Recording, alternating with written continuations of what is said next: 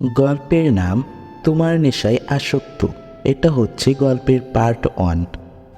হাত ধরে টানতে টানতে আরিশ নিয়ে আসলো আরুষিকে, এনে বিছানার উপর ফেলে দিল। আরুষি কাঁদতে কাঁদতে বলল, আপনি আমাকে এখানে এনেছেন কেন?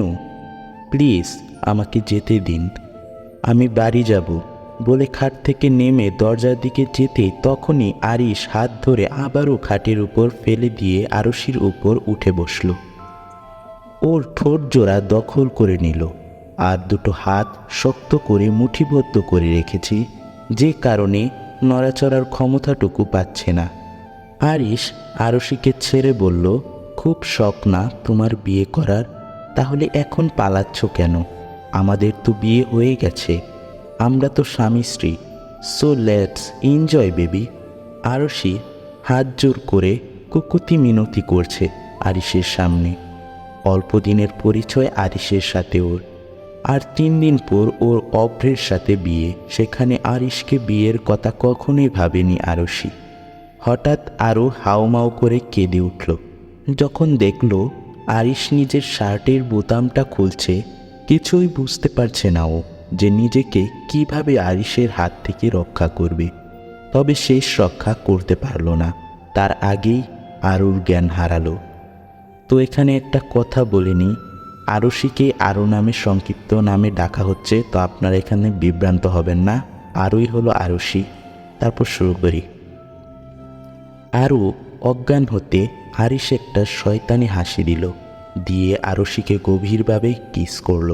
তারপর কিছুক্ষণ পর চারদিকে সকলের চেঁচামেচিতে আরুষি চোখ মেলে তাকাতেই অবাক হয়ে গেল, কারণ ও ওর নিজের বাড়িতে রয়েছে। চারিপাশে ওর বাড়ির সবাই ওকে ঘিরে রেখেছে।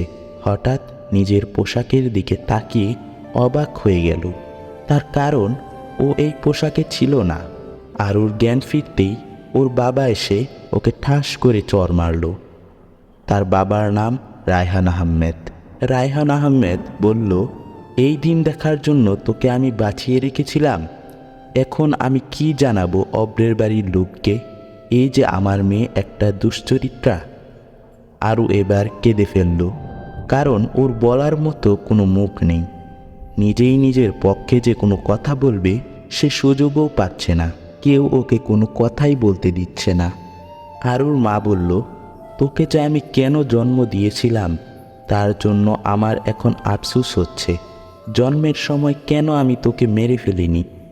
সকলের প্রত্যেকটা কথা আরুর বুকে গিয়ে তীরের মতো বিচ্ছে, কারণ আসল সত্যটা ওই জানে। হঠাৎ এত কিছুর মাঝখানে আহান বলতে শুরু করলো, ছেলেটাকে যখন এতই ভালোবাসিস তাহলে চলে যেতিস ওর হাত ধরে, কেন ফিরে এলি, তাও আবার দুশ্চরিত্রা হয়ে। কাঁদতে কাঁদতে আরুষি চোখ তুলে তাকালো, কারণ কি হয়েছে ও কিছুই বুঝতে পারছে না। ও যা ভাবছে আহান সম্পূর্ণ বিপরীত কথা শোনাচ্ছে ওকে। আরুষি বলল, আমি ওনাকে কখনোই ভালোবাসিনি, আর আমি ওনাকে কেন ভালোবাসতে যাব যেখানে আমি জানি অভ্রর সঙ্গে আমার বিয়ে।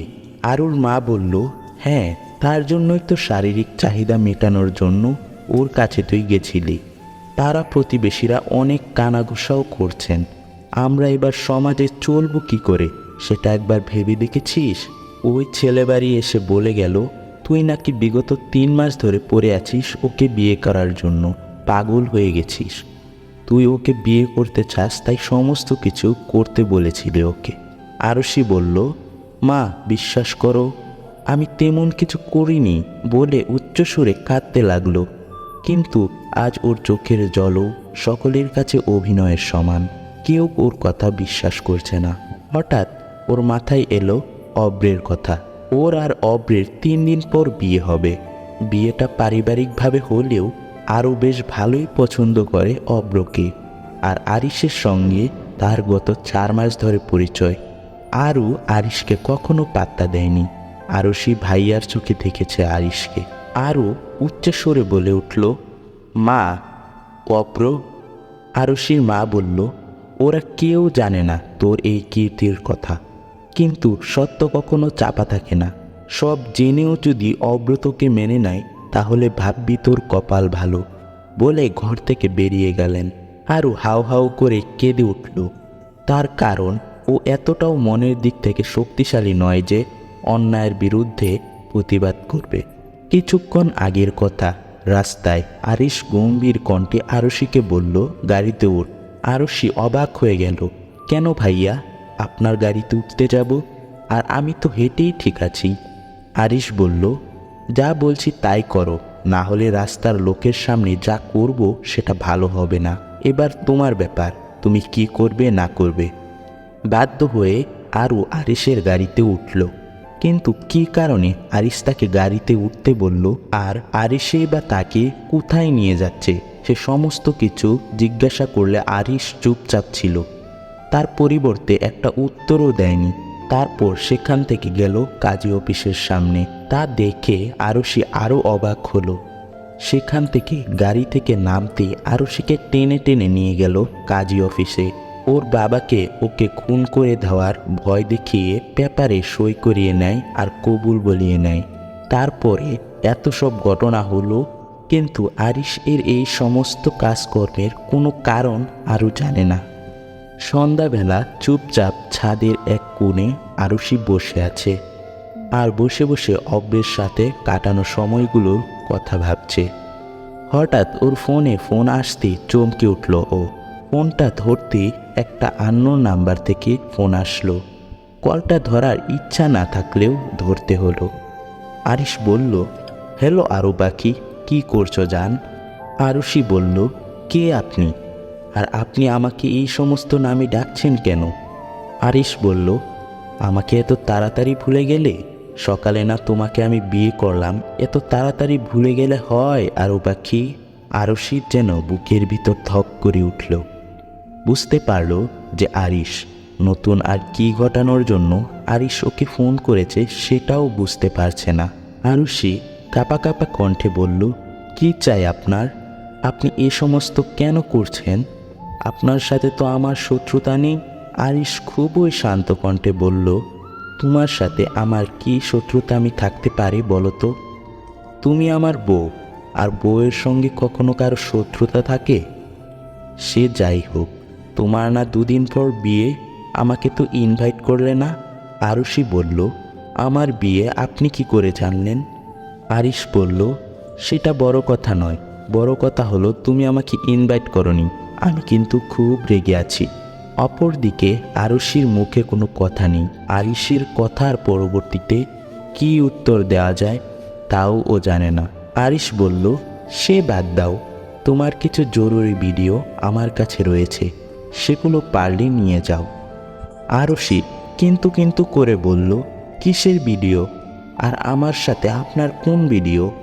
আরিশ উচ্চস্বরে হেসে বলল, এ বাবা, সকালবেলা আমি আর তুমি মিলে যে এত রোম্যান্স করলাম, সেগুলো ক্যামেরাবন্দি করতে হবে না? সব ভুলে গেলে নাকি? এগুলোই তো আছে। বিয়ের আগে তোমার নতুন বরকে যদি দেখাতে চাও তো নিয়ে যেতে পারো, না হলে আমার কিন্তু আবার স্বভাব ভালো নয়, সকলকে দেখাবো। আরুষির গলা শুকিয়ে কাঠ, কারণ যা হয়েছে আরিশের সব কিছুই ভিডিও করেছে, আর তা যদি অন্য কেউ দেখে ফেলে অপ্র কোনোদিনই আরুকে বিয়ে করবে না। আরুষি বলল, আমি তাহলে এখন কি করব?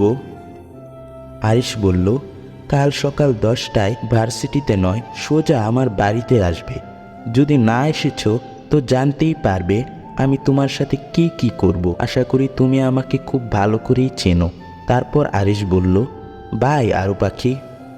আরুষি আর পারছে না এত কিছু সহ্য করতে, হাউমাউ করে কাঁদছে ও। কি থেকে কি হয়ে গেল সব। তো বন্ধুরা, এটা ছিল এই গল্পের প্রথম পর্ব। তো এভাবেই সকল পর্ব আস্তে আস্তে এই চ্যানেলে আপলোড হবে। তো পরবর্তী ভিডিও পাওয়ার জন্য এই চ্যানেলটি অবশ্যই সাবস্ক্রাইব করবেন, যাতে নোটিফিকেশন পেয়ে যান। তো ধন্যবাদ।